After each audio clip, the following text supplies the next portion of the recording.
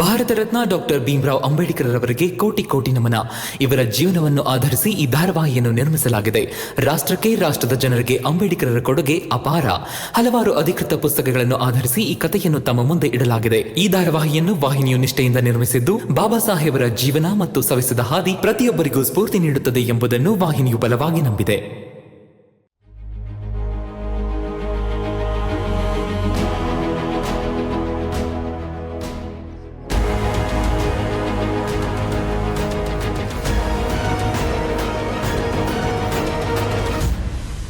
ಭೀಮ್ರಾವ್, ನಿನ್ ಹೋರಾಟಕ್ಕೆ ಜಾಗ ಅಲ್ಲ, ಏನೂ ಪ್ರಯೋಜನ ಆಗಲ್ಲ. ಇದಕ್ಕಿಂತ ಇನ್ನೊಂದಷ್ಟು ಯಾವ್ದಾದ್ರು ಪತ್ರಿಕೆ ಕಚೇರಿಗಳಿಗೆ ಹೋಗು, ಕೆಲ್ಸ ಆದ್ರೂ ಸಿಗ್ಬಹುದು.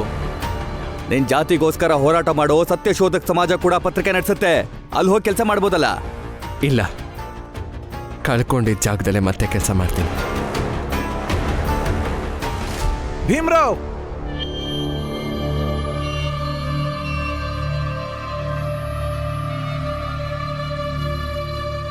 ನಮಸ್ತೆ. ನಮಸ್ಕಾರ.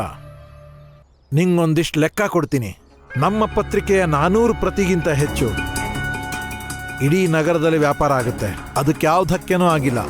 ನಾವು ಪ್ರತಿದಿನ ಪ್ರಶ್ನೆ ಮಾಡ್ತೀವಿ, ಅದರಿಂದನೂ ಏನು ಬದಲಾವಣೆ ಆಗಿಲ್ಲ.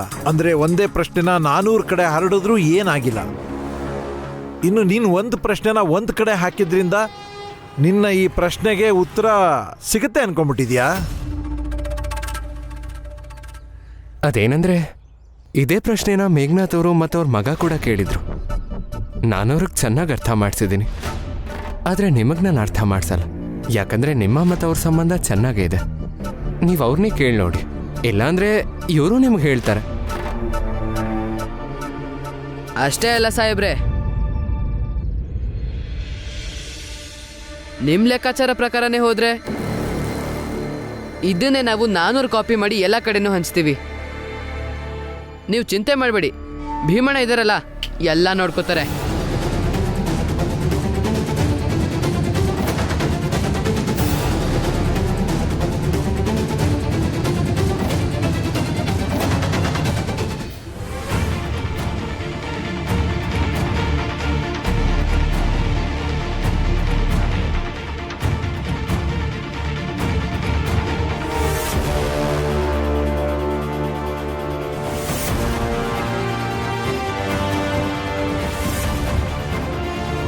ಓ ಪುರುಷೋತ್ಮ, ಯಾರೋ ಅದು? ನಮಗೂ ಪರಿಚಯ ಮಾಡಿಸೋ. ನೀವು ಬನ್ನಿ ಬನ್ನಿ ಮನೆವು. ಅರೆ ಅರೆ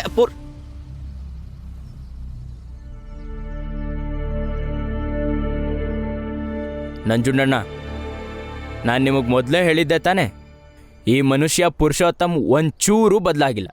ಹೆಂಗಿದ್ನೋ ಹಾಗೆ ಇದ್ದಾನೆ. ಸುಮ್ಮನೆ ನಮ್ಮ ಮುಂದೆ ಒಳ್ಳೆ ಒಂಥರ ನಾಟಕ ಆಡೋ ಪ್ರಯತ್ನ ಮಾಡ್ತಿದ್ದಾನೆ ಅಷ್ಟೇ. ನಾಟಕ ಅಲ್ದೆ ಮತ್ತೇನು? ನರಿ ಹಸು ವೇಷದಲ್ಲಿ ಎಷ್ಟು ದಿನ ಇರಕ್ ಸಾಧ್ಯ? ಬನ್ನಿ ಬನ್ನಿ ನೋಡಿ, ಇಲ್ಲೇ ನಾವಿರೋದು. ಕಮಲಾ, ಕಮಲಾ,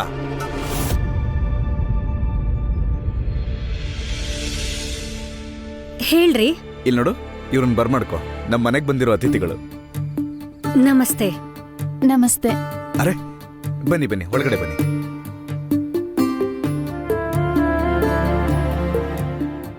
ಕೂತ್ಕೊಳ್ಳಿ.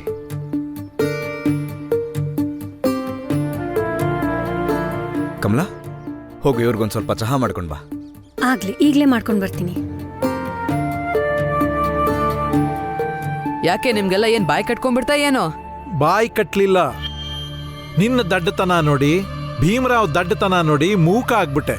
ಇಲ್ಲ, ಮೂರ್ತಿ ಹೇಳ್ತಾ ಇರೋದ್ರಲ್ಲಿ ನಂಗೆ ಯಾವುದೇ ತಟ್ಟತನ ಕಾಣಿಸ್ತಿಲ್ಲ. ನಾವು ಪ್ರಿಂಟಿಂಗ್ ಮೆಷಿನಲ್ಲಿ ದಿನ 400 ಕಾಪಿ ಪ್ರಿಂಟ್ ಮಾಡ್ತೀವಿ. ಅಂಥದ್ರಲ್ಲಿ ನೀವಿಬ್ರೆ 400 ಕಾಪಿನ ಕೈಗಳಿಂದ ಬರೆದು 400 ಜಾಗಕ್ಕೆ ಹಂಚ್ತೀರಾ? ಅದು ನೀವಿಬ್ರೆ. ಓ, ನಮ್ಮನ್ನ ಎಷ್ಟೊತ್ತಂತ ನೋಡ್ತೀರಾ? ಸ್ವಲ್ಪ ಇಲ್ಲೂ ನೋಡಿ.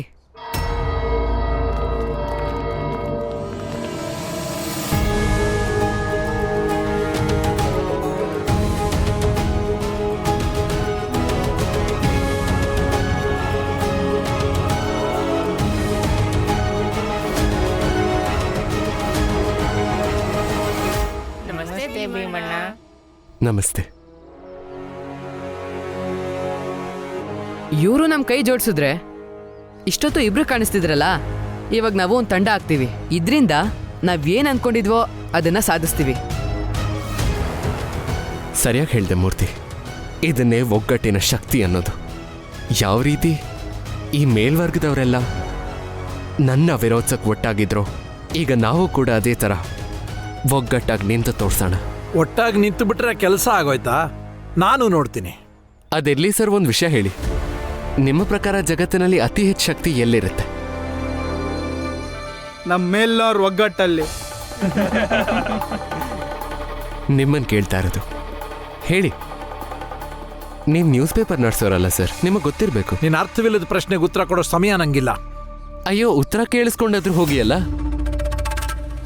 ಈ ಜಗತ್ತಿನಲ್ಲಿ ಅತಿ ಹೆಚ್ಚು ಶಕ್ತಿ ಇರೋದು ಪ್ರಶ್ನೆಗಳಲ್ಲಿ. ಯಾಕಂದ್ರೆ ಪ್ರತಿ ಪ್ರಶ್ನೆಗೂ ತನ್ನದೇ ಆದ ಅರ್ಥ ಇರುತ್ತೆ. ಮತ್ತೆಂಥದೇ ಪ್ರಶ್ನೆಗಳನ್ನ ಪ್ರತಿಯೊಬ್ಬರಲ್ಲೂ ಕೇಳ್ತೀವಿ. ನಿನ್ನ ಶಕ್ತಿ ಪ್ರದರ್ಶನ ನಡೀಲಿ. ಅಣ್ಣಂದ್ರ, ನಿಮ್ಮ ಕೆಲಸ ನೋಡ್ಕೋ ಹೋಗಿ.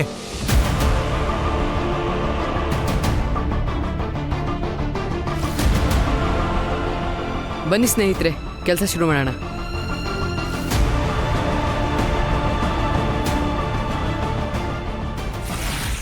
ನಿಲ್ಸಿ, ಏನ್ ಮಾಡ್ತಿದ್ದೀರಾ? ನೋಡಿ, ತುಂಬಾ ಕಷ್ಟಪಟ್ಟು ನೀವೆಲ್ಲ ಈ ಪುಸ್ತಕ ತಗೊಂಡಿರ್ತೀರ. ನನಗೋಸ್ಕರ ಈ ಪೇಪರನ್ನು ಹರಿಯೋದು ಬೇಡ. ಭೀಮಣ್ಣ, ನಿಮ್ಮ ಹೋರಾಟದಲ್ಲಿ ನಾವು ಭಾಗವಹಿಸಿರೋದ್ರಿಂದ ನಮ್ದೊಂದು ಕಾಣಿಕೆ. ನೀವು ಸಾಕು ಅನ್ನೋ ತನಕ ನಾವು ಈ ಹೋರಾಟ ಮಾಡೋಣ.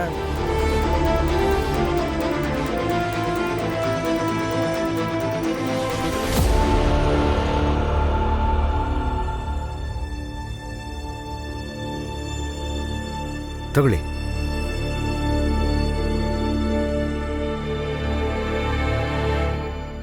ಕಮಲಾ, ನನಗಿವ್ರ ಪರಿಚಯ ನನ್ನ ಮನೆಗೆ ವಾಪಸ್ ಬರೋಕ್ಕಿಂತ ಮುಂಚೆಯಿಂದನೂ ಇದೆ. ಹಾಗೆ ಇವ್ರ ಹುಡುಗಿಗೆ ನಮ್ಮ ಹುಡುಗನ್ ಕೊಟ್ಟು ಮದುವೆ ಮಾಡ್ತೀನಿ ಅಂತ ಮಾತು ಕೂಡ ಕೊಟ್ಟಿದ್ದೀನಿ.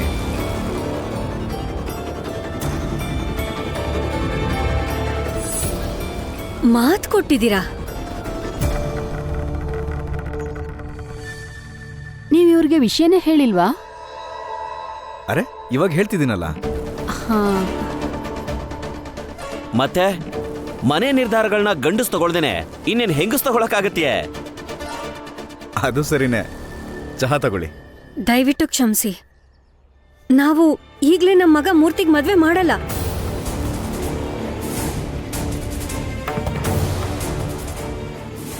ಕಮಲಾ, ಒಳ್ಳೆ ಸಂಬಂಧ ಬೇಡ ಅನ್ಬೇಡ.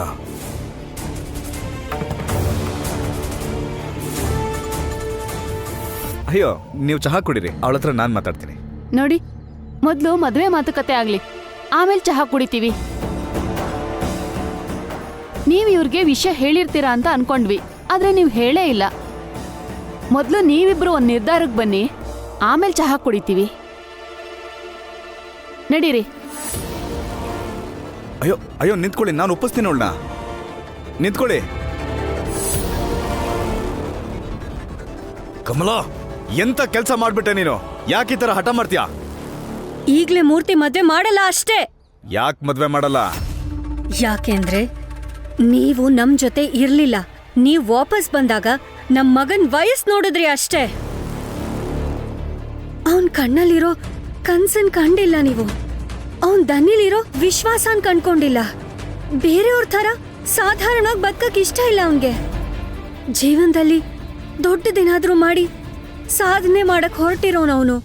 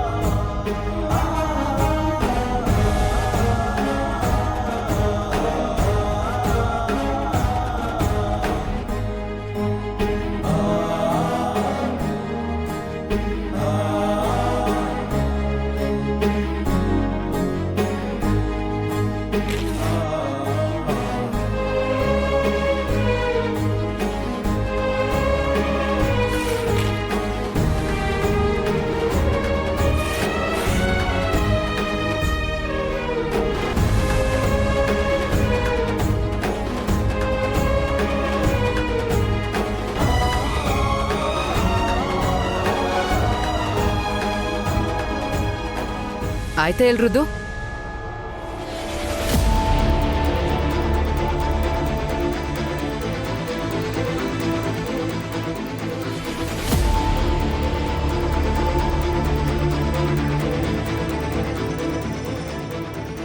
ತಗೊಳ್ಳಿ ಭೀಮಣ್ಣ. ನಾನು ನಿಮ್ ಜೊತೆ ಇದ್ದು ನಾನು ನನ್ನ ಜೀವನವನ್ನ ಬೇರೆ ತರ ಶುರು ಮಾಡಿದ್ದೀನಿ. ಇವತ್ತು ನಿಮ್ ಜೊತೆ ಇದನ್ನೆಲ್ಲ ಮಾಡಿ ನಾನು ನನ್ನ ಜೀವನದಲ್ಲಿ ಏನೋ ಸಾಧಿಸೋ ತರ ಅನ್ನಿಸ್ತಿದೆ. ಹೌದು, ನಮಗೂ ಹಾಗೆ ಅನ್ಸ್ತಿದೆ. ಏನೋ ಸಾಧಿಸಿದ ಭಾವನೆ. ಏನ್ ಸಾಧನೆ ಮಾಡ್ತಾನಂತೆ? ಓದು ಬರಹ ಕಲ್ತು ಯಾರು ಉದ್ಧಾರ ಆಗಿದ್ದಾರೆ? ಆ ಭೀಮನು ಓದು ಬರಹ ಕಲ್ತಿದ್ದಾನೆ. ಅವನೇನ್ ಸಾಧಿಸಿದ್ದಾನೆ ಜೀವನದಲ್ಲಿ? ಒದ್ದು ಹೊರಗಡೆ ಹಾಕಿದಾರೆ ಅವನ್ನ ಕೆಲಸದಿಂದ, ಗೊತ್ತಾಯ್ತಾ? ಅಲ್ಲ, ಮದುವೆ ಆಗೋ ವಯಸ್ಸಾಗಿದೆ. ಒಳ್ಳೆ ಹುಡುಗಿ ನೋಡಿ ಮದುವೆ ಮಾಡಿ ಅಪ್ಪ ಮಗ ಸೇರಿ ಹೊಸ ವ್ಯಾಪಾರ ಶುರು ಮಾಡ್ತೀವಿ. ನೀನು ಸೊಸೆ ಇಬ್ರು ಸೇರ್ಕೊಂಡು ಮನೆ ನೋಡ್ಕೊಳ್ಳಿ. ಈಗ ಮೂರ್ತಿ ಮದ್ವೆ ಮಾಡಲ್ಲ ಅಷ್ಟೇ. ಮೂರ್ತಿ ಇನ್ನೂ ಓದೋದಿದೆ. ನಾನ್ ಹೇಳಿದ್ ಕೇಳಿಸ್ಲಿಲ್ವಾ? ನಾನ್ ಮದುವೆ ಮಾಡ್ತೀನಿ. ಆಗ್ಲೇ ಸಂಬಂಧನೂ ನೋಡಿದೀನಿ. ಇಲ್ಲ, ಸದ್ಯಕ್ಕಂತೂ ಮೂರ್ತಿ ಮದ್ವೆ ಮಾಡಲ್ಲ. ಆಗತ್ತೆ, ಮದ್ವೆ ಆಗತ್ತೆ. ಅದ್ ಹೆಂಗ್ ತಡಿತಿರೋ ನಾನು ನೋಡ್ತೀನಿ.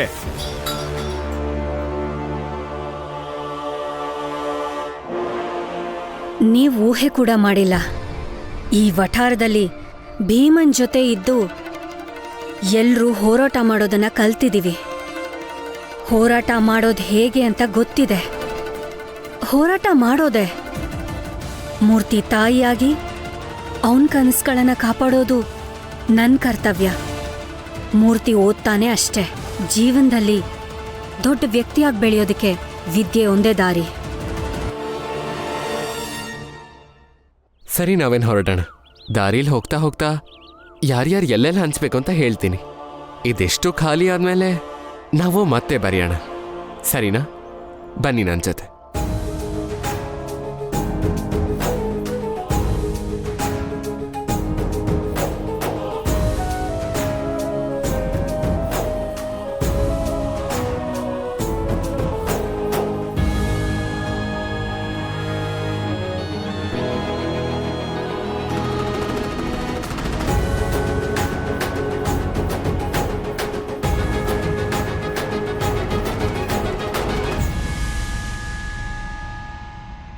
ಸಾಹೇಬ್ರೆ. ಹಾಂ, ಹೇಳಪ್ಪ. ಮಾತಾಡ್ಬೋದಾ? ಏನು ಹೇಳು. ಇದು ನಮ್ದೊಂದು ಪ್ರಶ್ನೆ ಇದೆ. ಏನು ಪ್ರಶ್ನೆ? ಪ್ರಶ್ನೆ ಏನಂದ್ರೆ, ಯಾವ ತಪ್ಪು ಮಾಡದೆ ಕಾರಣ ಇಲ್ಲದೆ ಭೀಮರಾವ್ನ ಕೆಲಸದಿಂದ ಯಾಕೆ ತೆಗೆದುಹಾಕಿದ್ರು? ಯಾವ ಭೀಮರಾವ್? ನಾನೇ ಭೀಮರಾವ್. ನೋಡಿ, ಇದನ್ನ ತಗೊಳ್ಳಿ.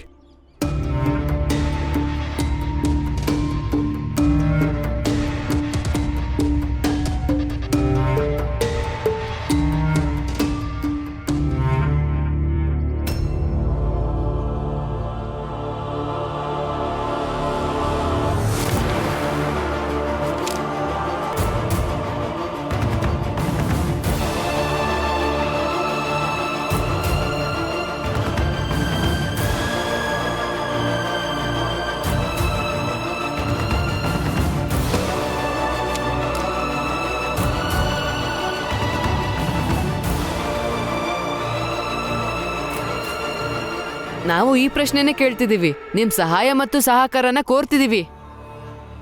ನಿಮ್ಮಂತವ್ರಿಗೆ ನಾವು ಸಹಕಾರ ಕೊಡ್ಬೇಕಾ?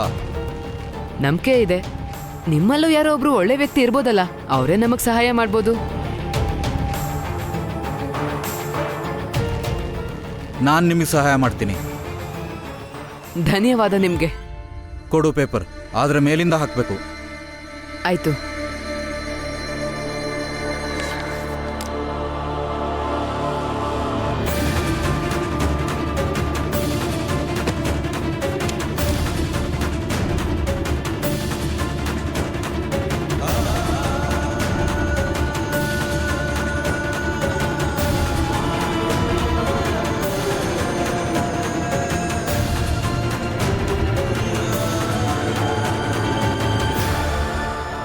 ನನ್ನ ಸಹಾಯನ ನೆನ್ಪಿಟ್ಕೋ. ನಾನು ನಿಂಗೆ ಅರ್ಥ ಮಾಡಿಸ್ಬೇಕು ಅಂತಾನೆ ಕೊಡು ಅಂತ ಹೇಳಿದ್ದು. ನಿಮ್ಮಂಥವ್ರ ಪ್ರಶ್ನೆಗಳು ನಮ್ಮ ಕಾಲಡಿ ಹೀಗೆ ಮಣ್ಣಲ್ಲಿ ಮಣ್ಣಾಗಿರುತ್ತೆ. ಹೇಳ್ತಾ ಇದ್ದೀನಿ, ಈ ನಾಟಕದಿಂದ ದೂರ ಇರೋ. ಗೊತ್ತಾಯ್ತಾ? ತೊಲಗಲಿಂದ ಕಿರಿಚ್ಬೇಡಿ, ಹೋಗ್ತೀನಿ. ಹೋಗೋ, ಮುಖ ತೋರಿಸ್ಬೇಡ.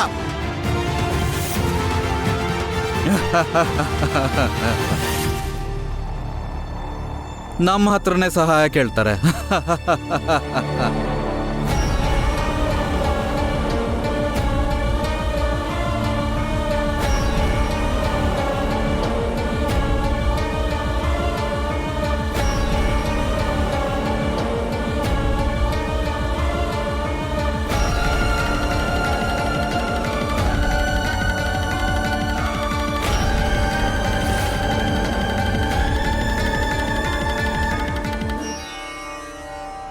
ಮೂರ್ತಿ ಇನ್ನೂ ಬಂದಿಲ್ವಲ್ಲ?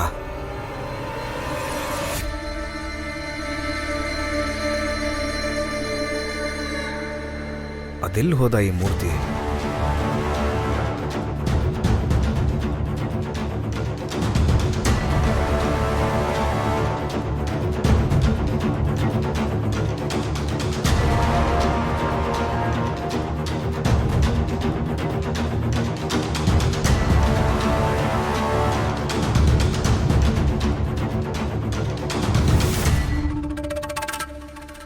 ನನ್ಗ್ಯಾಕೋ ಅನುಮಾನ ಬರ್ತಿದ್ಯಲ್ಲ,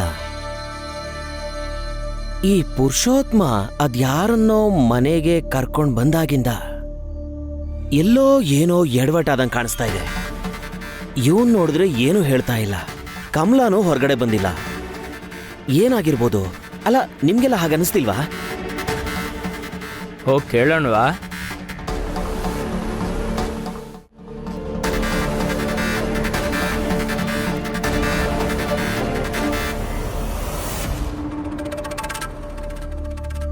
ಸರಿ ಮೂರ್ತಿ, ನಾಳೆ ಸಿಗೋಣ. ಹಾ.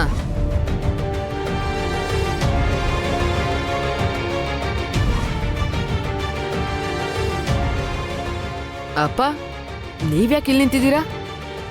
ಮಗನೇ, ಒಬ್ಬ ತಂದೆಯಾಗಿ ನಿನ್ನ ಹತ್ರ ಏನೋ ಒಂದು ಕೇಳಬೇಕಂತಿದ್ದೀನಿ. ಏನೋ ಒಂದು ವಿಷಯ ಮಾತಾಡಬೇಕಾಗಿತ್ತು. ಹೇಳಿ ಅಪ್ಪ. ಇವತ್ತು ಹುಡುಗಿ ಮನೆ ಕಡೆಯವರು ಬಂದಿದ್ರು, ಮತ್ತೆ ನೀನವ್ರಿಗೆ ಇಷ್ಟ ಆಗಿದೆಯಂತೆ.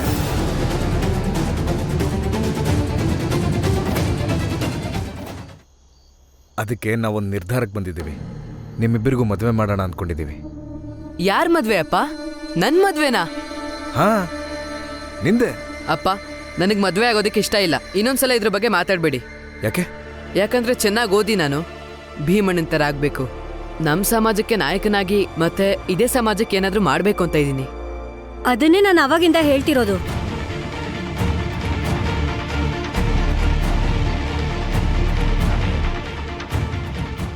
ಮೂರ್ತಿ ಮದ್ವೆಗೆ ಏನ್ ಅವಸರ ಈಗ?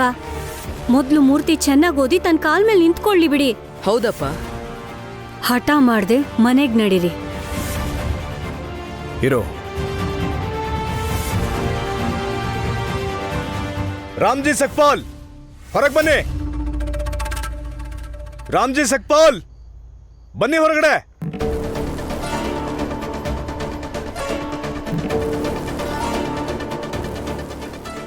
ಏನಾಯ್ತು? ಅಷ್ಟೊಂದು ಜೋರಾಗಿ ಯಾಕೆ ಕಿರ್ಸ್ತಾ ಇದೀಯಾ?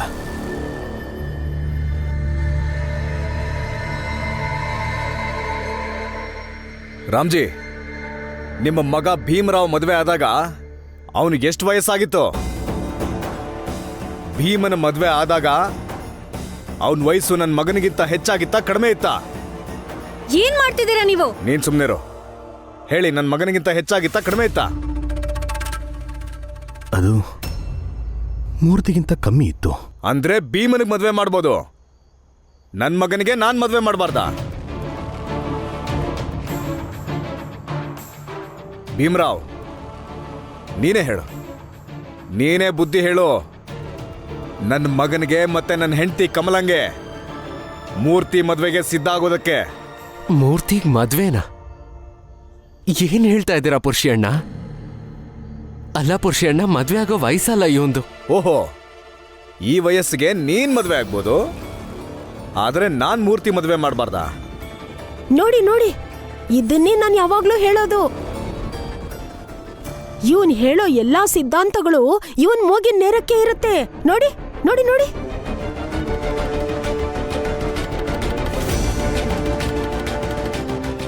ನಾನು ಇದನ್ನ ಎಷ್ಟೋ ವರ್ಷಗಳಿಂದ ಹೇಳ್ತಾ ಇದ್ದೀನಿ, ಆದ್ರೆ ಯಾರು ನನ್ನ ಮಾತೇ ಕೇಳಲಿಲ್ವಲ್ಲ. ಈ ಕಣ್ಮುಂದೆನೆ ಕಾಣಿಸ್ತಿದ್ಯಲ್ಲ, ಭೀಮಾ ಮಾತ್ರ ಈ ವಯಸ್ಸಲ್ಲಿ ಮದುವೆ ಆಗ್ಬೋದು, ಆದ್ರೆ ಮೂರ್ತಿ ಮದುವೆ ಅಂದ್ರೆ ಬೇಡ ಅಂತಿದ್ದಾನೆ. ನಾನು ಮದುವೆ ಆಗಲ್ಲ. ಭೀಮಣ್ಣನ ಈ ವಿಷಯದಲ್ಲಿ ಮಧ್ಯಕ್ಕೆ ತರಬೇಡಿ. ಮೂರ್ತಿ, ನೀನ್ ಸುಮ್ಮನೆ ಇರು. ಪ್ರಶ್ನೆ ಕೇಳ್ತಿರೋದು ನಿಮ್ಮಣ್ಣ ಭೀಮನ್ ಹತ್ರ. ಭೀಮಾನೇ ಉತ್ತರ ಕೊಡ್ಲಿ. ಆದ್ರೆ ಉತ್ತರ ನಾನ್ ಕೊಡ್ತೀನಿ. ಇಲ್ಲಿವರೆಗೂ ನಾವ್ ಯಾರ ಹತ್ರನೂ ಹೇಳಿರ್ಲಿಲ್ಲ, ಆದ್ರೆ ಇವತ್ತು ಹೇಳ್ತಿದ್ದೀನಿ. ರಮಾ, ಅದನ್ನೆಲ್ಲ ಅವ್ರಿಗೆ ಹೇಳುವಂತ ಅವಶ್ಯಕತೆ ಇಲ್ಲ. ಇವತ್ತು ಹೇಳಲಿಲ್ಲ ಅಂದ್ರೆ ಇನ್ಯಾವತ್ತು ಹೇಳೋದು? ನಾನು ಮದ್ವೆ ಆಗಿ ಈ ವಟಾರಕ್ಕೆ ಬಂದಾಗ, ಅವತ್ ರಾತ್ರಿ ಈ ವಟಾರದಲ್ಲಿ ತುಂಬಾ ಹೊತ್ತಾದಾಗ, ಯಾರು ಇಲ್ದೇ ಇದ್ದಾಗ ಇವ್ರು ನನ್ನ ಹೊರಗೆ ಕರ್ಕೊಂಡ್ ಬಂದ್ರು. ಅವತ್ ರಾತ್ರಿ ನಡೆದಿದ್ ಎಲ್ಲ ಮಾತು ನಾನ್ ಯಾವತ್ತೂ ಮರ್ತಿಲ್ಲ. ರಮಾ, ದಯವಿಟ್ಟು ನನ್ನ ಕ್ಷಮಿಸು. ನಮ್ಮಿಬ್ರಿಗೂ ಮದುವೆ ಆಗಿದ್ದಂತಹ ಸಂದರ್ಭದಲ್ಲಿ ನನಗದನ್ನು ಬೇಡ ಅನ್ನೋದಕ್ಕಂತೂ ಆಗಲಿಲ್ಲ. ಆದರೆ ನನಗೆ ಚೆನ್ನಾಗಿ ಗೊತ್ತು, ಮದುವೆ ಆಗುವಂಥ ವಯಸ್ಸಲ್ಲ ನಮ್ಮದು ಅಂತ. ನಾವಿಬ್ಬರೂ ಇದಕ್ಕೆ ತುಂಬ ಚಿಕ್ಕವರು.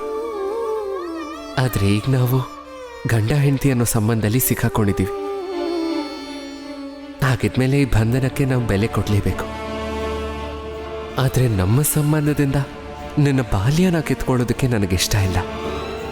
ಆದ್ರಿಂದ ನೀನು ಹೇಗಿರಬೇಕು ಅಂದ್ಕೊಂಡಿದ್ಯೋ ಹಾಗೆ ಇರ್ಬೋದು. ಜೊತೆಗೆ ಜೀವನ ಸಾಗಿಸ್ತಾ ಗಂಡ ಹೆಂಡತಿ ಅನ್ನೋ ಸಂಬಂಧದ ಹೊರೆನ ಹೊತ್ಕೊಳ್ಳೋಂಥ ಶಕ್ತಿ ನಮಗೆ ಯಾವಾಗ ಬರುತ್ತೋ ಅವತ್ತಿಂದ ನಾವು ಗಂಡ ಹೆಂಡತಿ ಆಗೋಣ.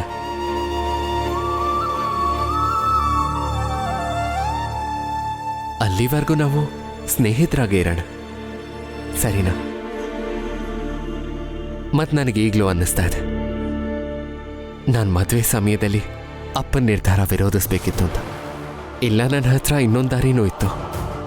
ಕೆಲವು ವರ್ಷ ಆದಮೇಲೆ ನಾನು ಮದುವೆ ಆಗ್ಬೋದಿತ್ತು. ಇವಳು ಅವಾಗ ಇನ್ನೂ ಚಿಕ್ಕೋಳು. ಆದರೆ ಆಗ ನನಗೆ ಅಷ್ಟೊಂದು ಬುದ್ಧಿ ಇರಲಿಲ್ಲ. ಇವತ್ತಿದೆ. ಅದಕ್ಕೆ ನಾನು ವಿರೋಧಿಸ್ತಾ ಇರೋದು. ನಿಮ್ಮ ಮಗ ಮೂರ್ತಿಗೆ ಮದುವೆ ಮಾಡಿಸ್ಬೇಡಿ, ಇದು ಸರಿಯಾದ ವಯಸ್ಸಲ್ಲ.